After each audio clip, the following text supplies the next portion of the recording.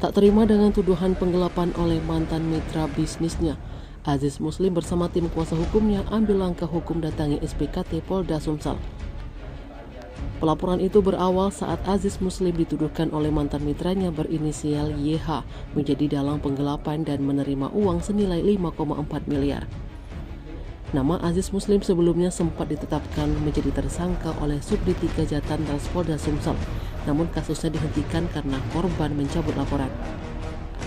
Kuasa hukum Aziz, Iswandi Idris, mengatakan kliennya melaporkan YH dengan sangkaan telah melanggar pasal 27 ayat 3 junto pasal 45 ayat 3 UU Informasi Transaksi Elektronik. Iswandi berharap agar laporan dari Aziz Muslim dapat ditindaklanjuti oleh pihak kepolisian dengan segera memanggil YH. Sementara itu, Aziz bercerita awal mula perkaranya hingga ia dituduh menggelapkan uang itu terjadi di tahun 2021 silam, di mana saat itu YH menemui Aziz Muslim untuk meminta bantuan terkait tender proyek reservasi jalan dan jembatan batas Prabu Muli Baturaja senilai 36 miliar yang bersumber dari dana APBN melalui Kementerian PUPR. YH pun menyanggupi dengan menjanjikan jika proyek itu didapatkan akan memberikan Aziz komisi sebesar 1% dari nilai proyek.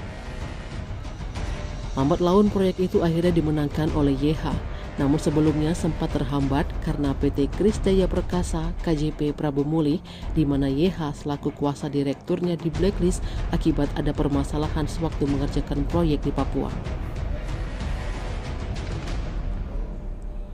Dalam perjalanannya, Aziz yang merasa telah berhasil membantu memenangi tender proyek tersebut merasa jika tugasnya selesai. Hingga pada akhirnya terjadilah pelaporan ke SPKT Polrestabes Palembang, di mana dirinya dan Nugroho dilaporkan YH.